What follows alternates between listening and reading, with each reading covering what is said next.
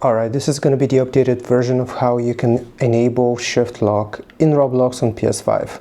Open up Roblox, and once you have the game open, then go into any experience which you want. So for example here, I'm just going to do slap battles. You want to open up the game which you're trying to play in Roblox, and once you open it, you will have two options. Hello, this is me. You will have two options here.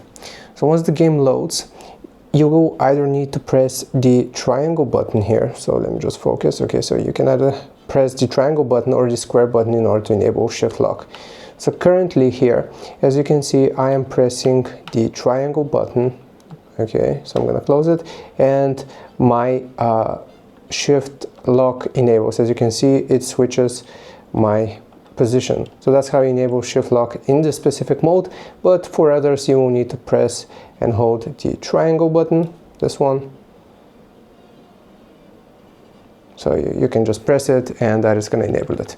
So I hope this helps. Leave a like and sub. I'll see you next time.